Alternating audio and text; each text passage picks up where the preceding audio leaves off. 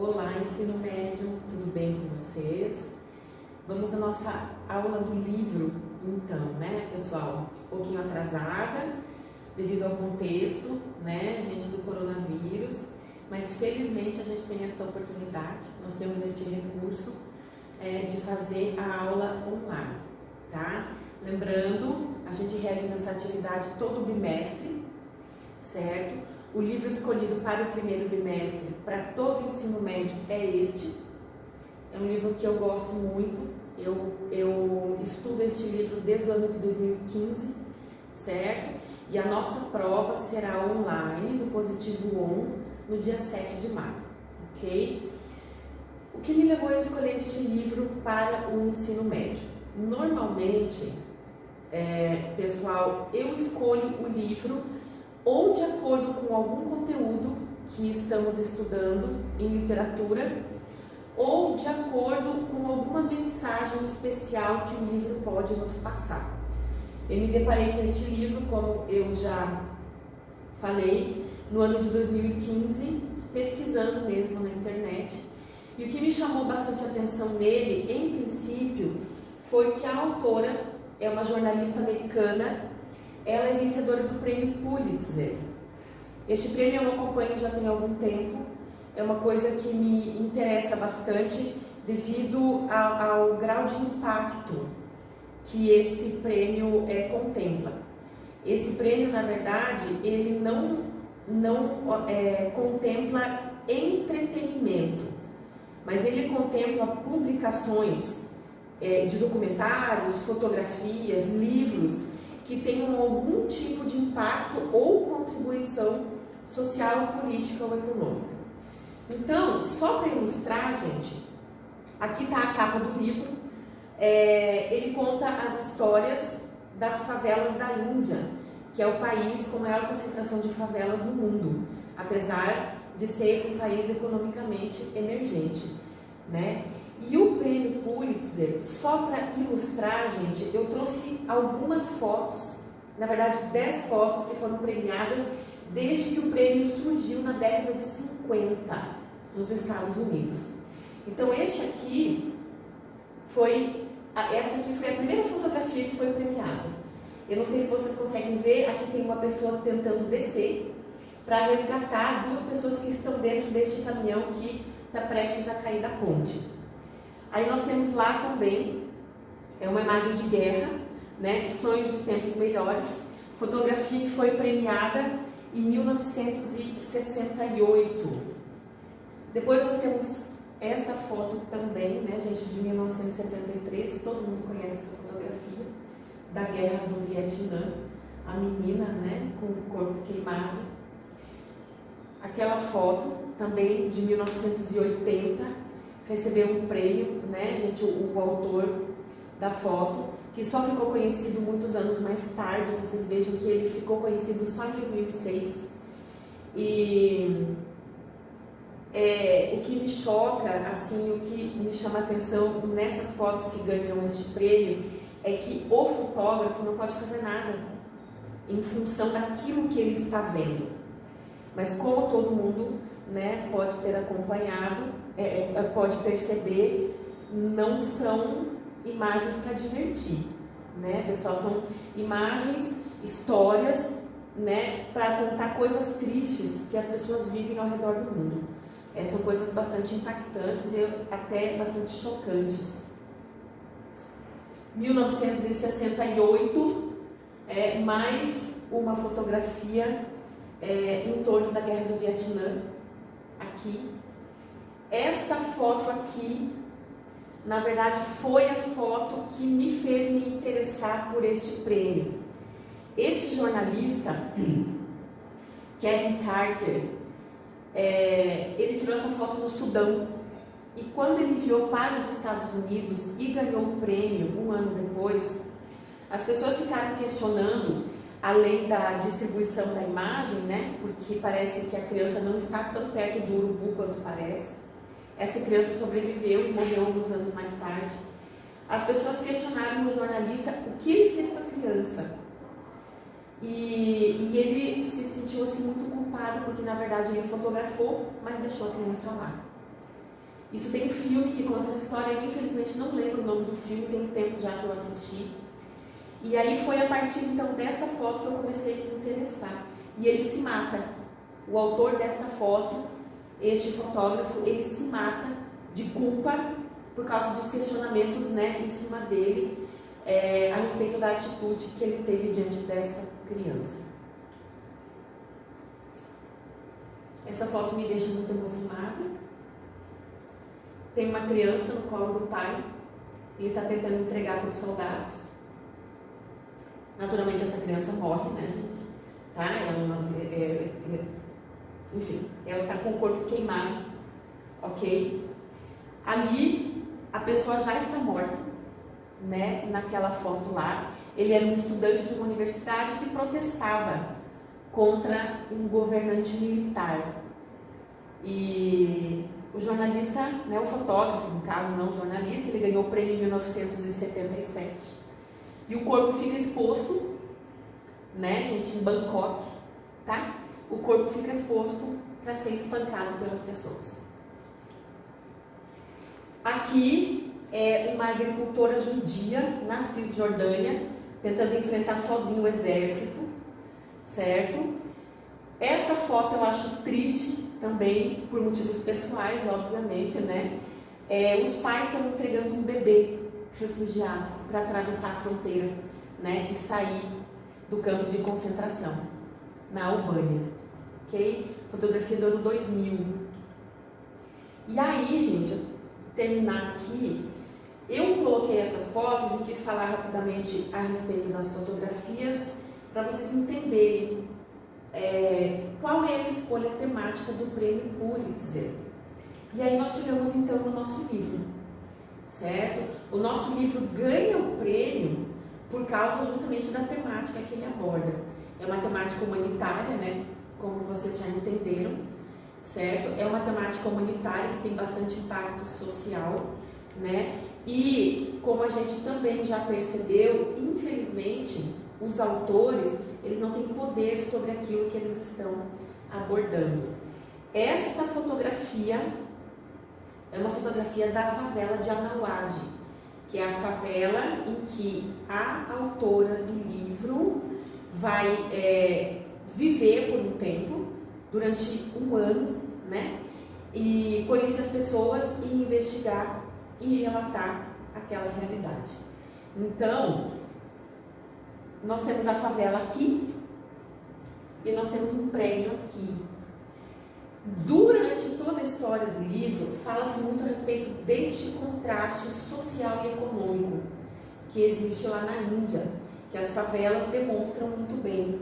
Por que ela escolheu a favela de Anauade? Ela é uma favela vizinha do aeroporto na cidade de Mumbai. Em relação a outras que existem não só nessa cidade, mas na Índia como um todo, seria uma favela insignificante, onde moram apenas 3.000 pessoas. Mas a questão que ela quer abordar lá é justamente esse contraste social representado pela proximidade com o aeroporto e com os hotéis de luxo que tem ali. Por quê?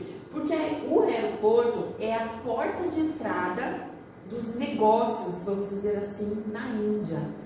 É por lá que chegam asiáticos, europeus, árabes, paquistaneses, que significam investimento, melhorias e modernização nesta Índia que agora é uma Índia global.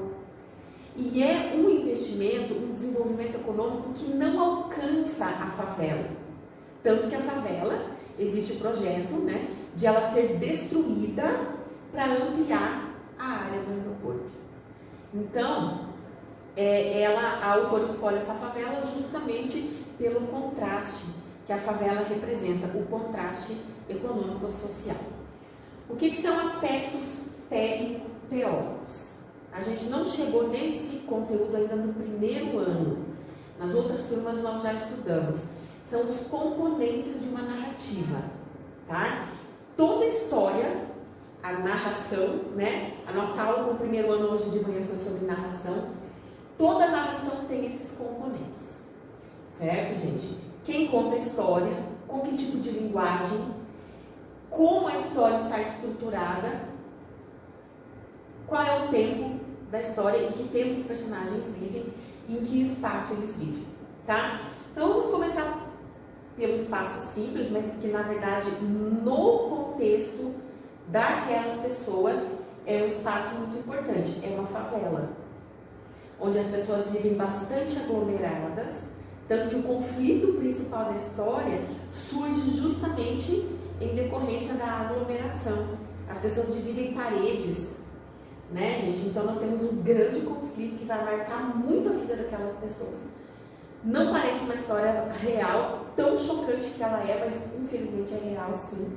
Se vocês pesquisarem na internet, vocês vão encontrar depoimentos, fotografias da autora com os personagens, certo? O espaço então é a favela.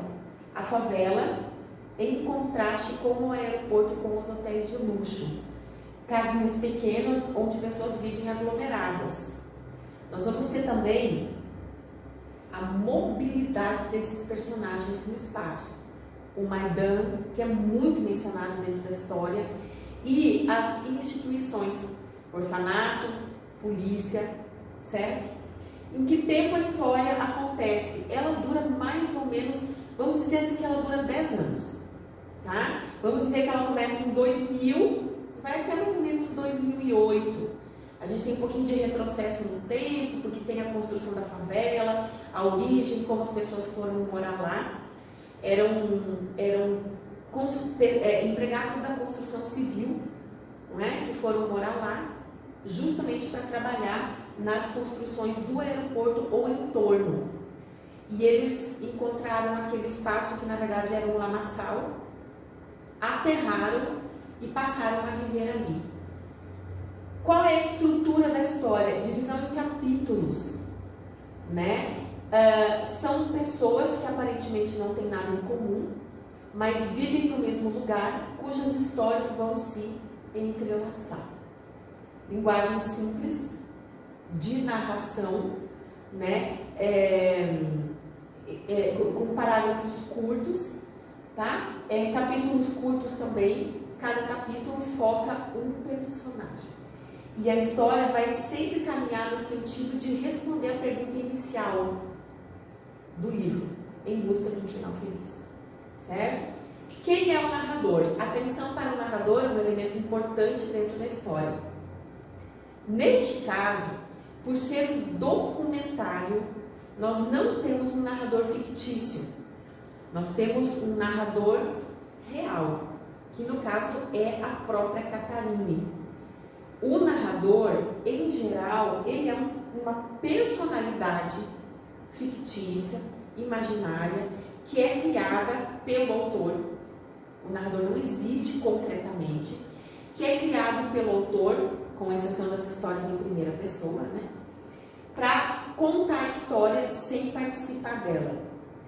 No nosso caso, por ser um documentário, o narrador é a própria Catharine, que esteve na favela, em contato com seus personagens, pesquisando, gravando, recolhendo material para poder construir a sua narrativa. Então, se eu perguntar para vocês, quem é o narrador da história? A própria autora. É um narrador de exceção. Tá? Esqueci. Aqui, em relação ao conteúdo. Observem, reflitam sobre estes aspectos aqui, tá? Nas leituras, nas pesquisas de vocês, reflitam sobre universalismo, nós vamos falar de cada um, tá? Aproximação com estéticas literárias, é um livro moderno, né? Mas ele traz características que já foram cultivadas na literatura universal e brasileira durante séculos. Análise do desenvolvimento econômico, que é bem nítida na história. Problemas sociais, que são muitos. Análise das instituições, na verdade, como funciona a Índia, de uma forma geral. Fatos históricos, a gente tem um fato histórico bem marcante. Inclusive, nós temos um filme que fala desse fato histórico, já vamos comentar. Religiões, que aparecem lá na história. Aspectos culturais da vida das pessoas e a rotina diária. Então vamos lá. Universalismo significa em literatura, é uma característica literária que significa eu estou contando uma história localizada, mas que poderia ser a história de outras pessoas de qualquer lugar do mundo. Então, se vocês quiserem fazer um comparativo, vamos fazer um comparativo aqui no Brasil. Aquela favela, né? Aquelas pessoas, aquelas situações, aquele sofrimento todo poderia acontecer, como de fato acontece, em outras favelas aqui do Brasil, certo? Isso a gente chama de universalismo, ou na África, ou no Vietnã, ou na Indonésia, ou na Argentina, ou em qualquer lugar do mundo. Nós temos situações semelhantes. Então eu conto a história de uma favela na Índia, mas é como se fosse a história de qualquer favela, de qualquer pessoa, em qualquer lugar do mundo. Aproximação com estéticas literárias. Primeiro ano, né? O segundo e o terceiro ano já entendem o que são estéticas literárias. Primeiro ano, nós não chegamos lá ainda, certo? Nós chegaremos lá a partir do terceiro bimestre, eu acredito, eu não lembro exatamente. As estéticas literárias são os diferentes tipos de produção literária que foram acontecendo. Vou citar o caso do Brasil, para ficar mais fácil da gente entender, que foram acontecendo com o passar dos séculos. Então, a literatura, ela vai se modificando de acordo com o passar do tempo e de acordo com fatos históricos que modificaram a vida das pessoas. Então, hoje de manhã, por exemplo, na sala, nós falamos sobre a burguesia, não foi? O quanto a literatura se modifica no século XIX para atender aos interesses da classe dominante, que agora era a burguesia. Então, assim funcionam as estéticas literárias, elas se modificam com o passar do tempo.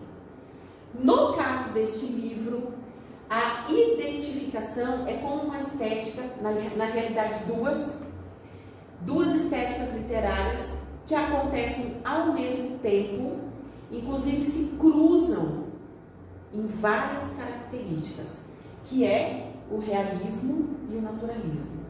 São estéticas literárias do século XIX, final do século XIX. E como o próprio nome fala, realismo quer dizer que nós estamos falando de coisas reais e naturalismo de coisas naturais. Então, onde que nós temos o realismo, por exemplo? Na narração de fatos reais, nas crises que as pessoas vivem, no modo de as pessoas serem, porque nós temos pessoas com vícios, com falhas, né, que são pessoas ardilosas, mentirosas, interesseiras, e são pessoas que fazem tudo para sobreviver.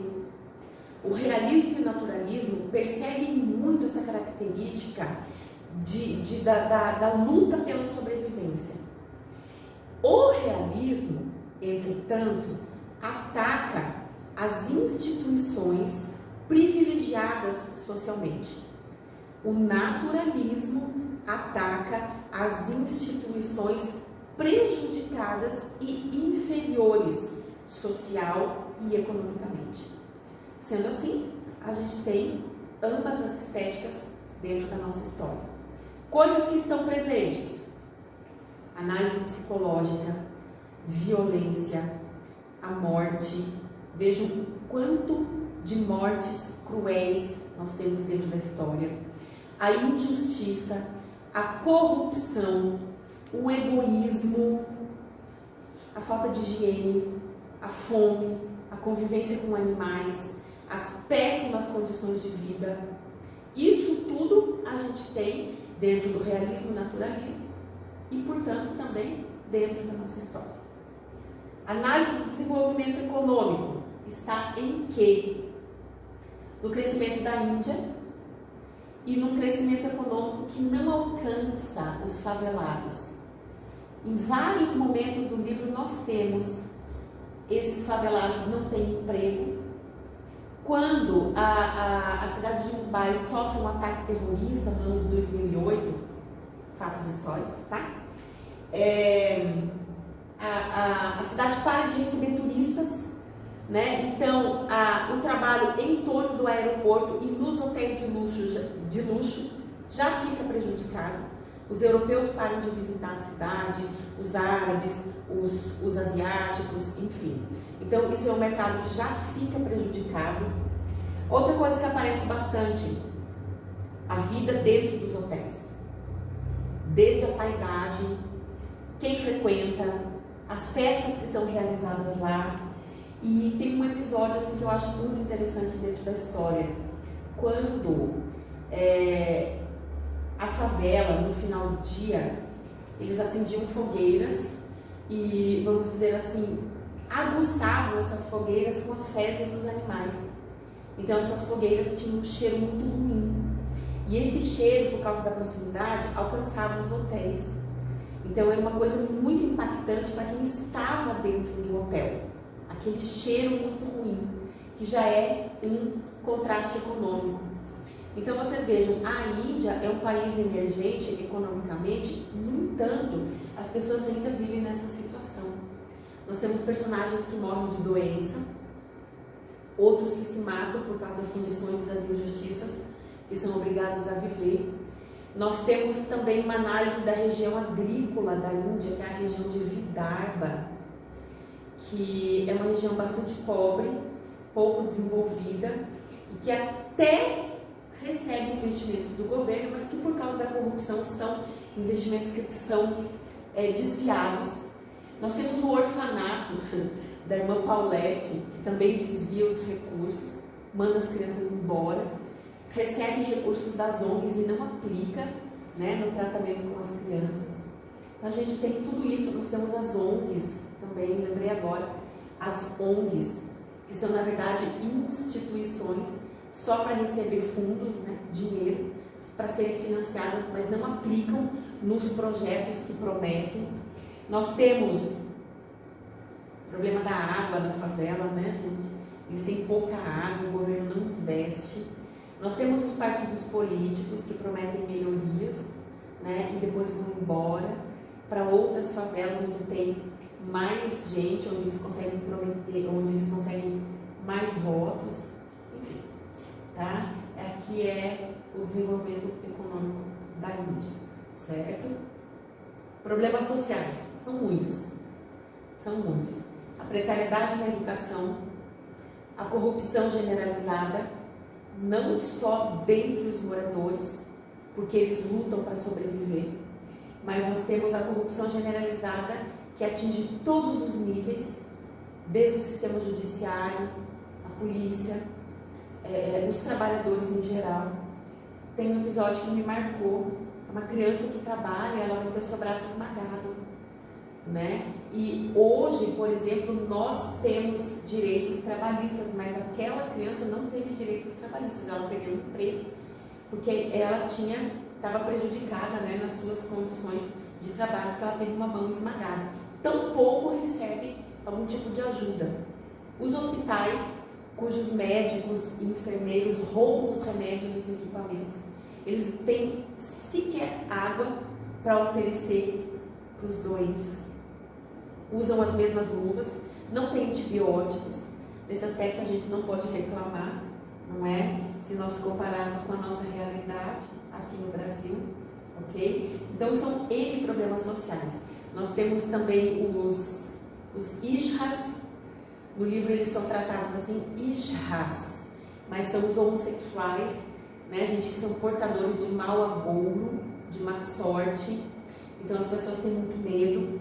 Nós temos as monções, que é o período das chuvas, que trazem doenças, pobreza, fome, porque as pessoas não podem trabalhar na construção civil, a cidade fica alagada, a comida estraga por causa do excesso de umidade e as pessoas adquirem muitas doenças, devido também à questão da insalubridade. Os lagos de esgoto é uma realidade bem triste na vida, né, daquelas favelas lá. As pessoas tiram inclusive comida do lago de esgoto, por exemplo, os sapos. Eles dizem que os sapos da favela de Sakinaka, que é uma favela próxima, tem um gosto melhor que os sapos da favela de Anawati, certo? Então a fome também é outro problema social, além das monções, que é o período das chuvas, certo? Nós temos os casamentos arranjados, pessoas que se matam com veneno de rato, principalmente os adolescentes. Nós temos a violência familiar, nós temos a prostituição, enfim. Nós temos a discriminação religiosa, especialmente dos muçulmanos. Os muçulmanos na Índia são estrangeiros, eles não são aceitos. A Índia de maioria, ela tem muitíssimas religiões, enfim, mas é de maioria hindu, e isso é muito bem explicado dentro da história, especialmente no início do livro. E então os hindus e os muçulmanos, já falando de religião, são inimigos, né? Então é um outro problema social. Inclusive, o maior conflito da nossa história também vai ter uma motivação religiosa, porque a família do Abdul é muçulmana, né? Instituições, quem são as que aparecem lá? Cada um vai refletir sobre o modo como essas instituições são tratadas dentro da história e o que a autora revela sobre essas instituições. Partidos políticos, o próprio governo, inclusive a gente tem as eleições, né? Inclusive a gente tem os cartórios, inclusive a gente tem a emissão dos títulos de eleitores. Pensem nisso, né? Ela narra o processo da emissão dos títulos de eleitores e dos critérios que as pessoas têm que preencher para poder se candidatar. Então é uma coisa, eu achei bem interessante, eles falsificam a documentação, né, para poder se candidatar. Vou voltar aqui, problemas sociais. Pensem também nos intocáveis. A Índia, infelizmente, até hoje, ela é dividida em castas, principalmente entre a parcela mais pobre da população, dividida em castas.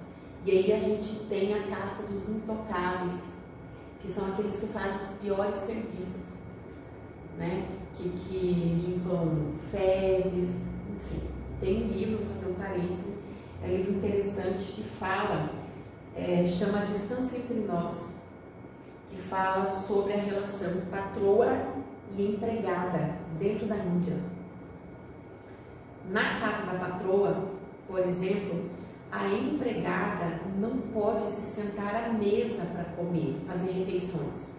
Ela se senta no chão, num lugar separado e isolado, e usa sempre a mesma louça, que também é guardada separada, para não entrar em contato com a louça dos patrões. E assim nós temos uma série de outras diferenças entre as castas inferiores e as castas superiores. Voltando para as instituições. Então nós estávamos falando dos partidos políticos e das eleições. Mais instituições.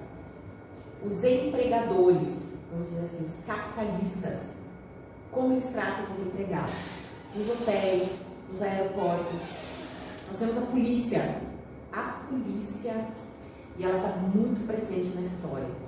Ela é corrupta, ela cobra propina, ela é violenta, né? Quando o Abdul e o pai dele vão presos, a gente pode ver, né? A gente se depara bastante com a questão da violência da polícia. Eles distorcem as histórias, os depoimentos, eles ameaçam e intimidam as pessoas. Nós temos outra instituição, o sistema judiciário, outra, os orfanatos, outra, as ONGs, mais instituições, a educação também muito precária, outra instituição, o governo. E nós temos na Índia um tipo de governo, porque é um país muito grande, ele é chamado de governo distrital. E aí, esse governo é responsável por fazer investimentos nas favelas. Aí tem o episódio que fala sobre a água. Eles não têm água, só tem água durante poucas horas do dia. Eles têm os recursos para fazer as instalações, mas não fazem, cobram dos favelados. Os favelados pagam e o funcionário do governo vai embora com o dinheiro e nunca mais volta. Não tem nenhum tipo de fiscalização.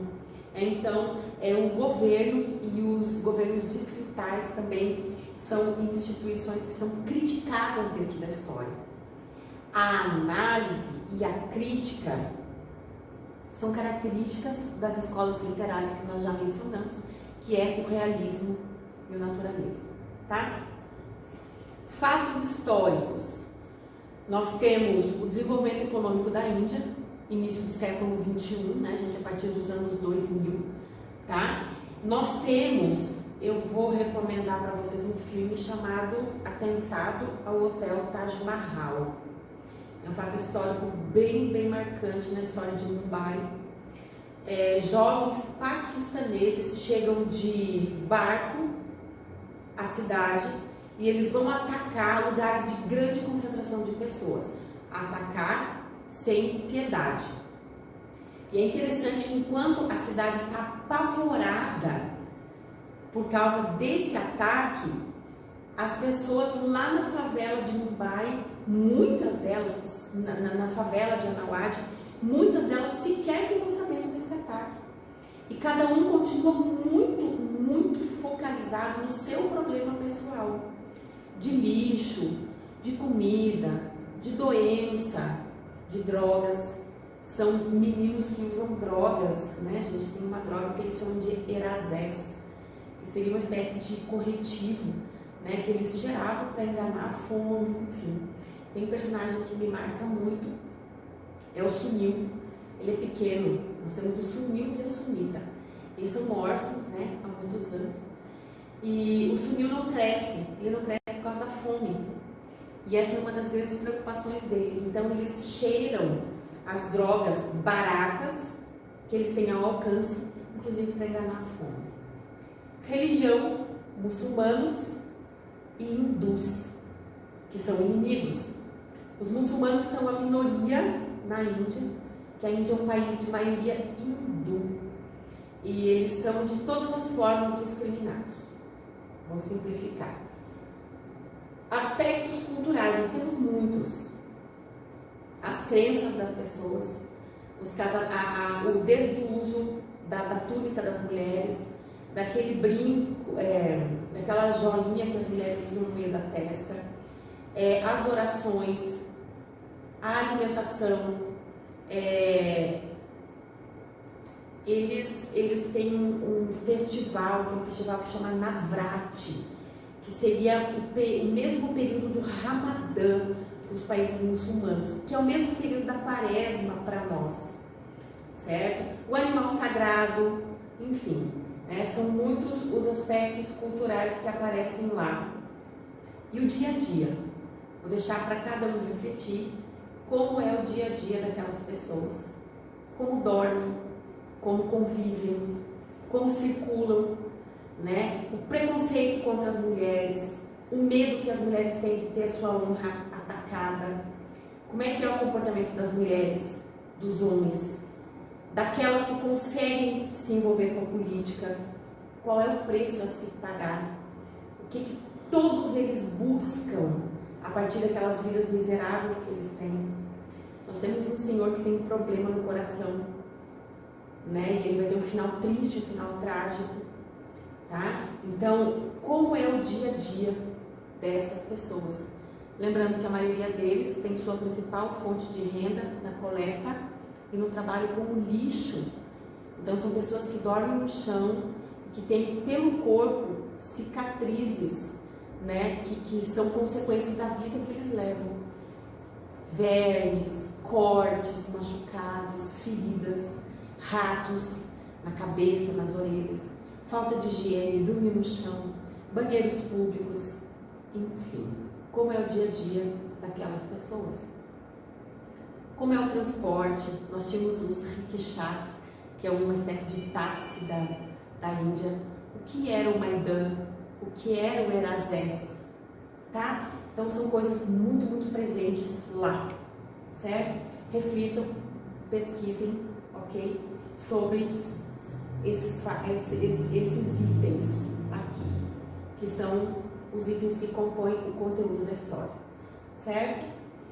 E por fim, chegamos enfim à conclusão Eu botei uma interrogação, porque para cada núcleo narrativo que nós temos dentro da história, que são famílias diferentes, nós temos a família do Abdul, nós temos a família da Fátima. A Fátima vai se incendiar de propósito, né, gente? Então, nós temos todos eles, a Zerumisa, que é a mãe do Abdul, nós temos todos os personagens. Qual é o final feliz que eles buscam? Na história deles, qual é o final feliz que eles buscam? Certo? Desde a moça bonita, desde daquela que se envolve com a política. Por que ela se prostitui? O que a Zerumisa quer? O que o Abdul quer? O que o senhor Campbell, é difícil dizer o nome dele, quer? O que o Sunil quer? Qual é o final feliz que eles buscam? Em grande parte, o final feliz que eles buscam é imediato. Eles querem resolver um problema imediato. Mas em sentido amplo, qual é o final feliz que eles buscam? Eles querem sair daquela situação. Nós temos a Asha, que é uma mulher muito ambiciosa, né, que se envolve com política, que se prostitui para ter benefícios, para conseguir ter alguma autoridade, não só com as instituições, com as pessoas que são mais fortes do que ela, mas para ter autoridade também dentro da favela, para conseguir ser respeitada. O que eles querem? Eles querem sair daquilo ali, daquele nível em que eles estão. Não é só que eles querem sair da favela. A favela, para eles, significa prisão, significa pobreza extrema. Pobreza extrema. Não só fome, pobreza extrema em todos os níveis, de falta de respeito, de falta de reconhecimento, de falta de perspectiva. Eles buscam o final feliz, que é sair daquele nível ali, e fazem de tudo para isso. Corrupção, egoísmo, violência. Eles fazem de tudo para poder sair dali.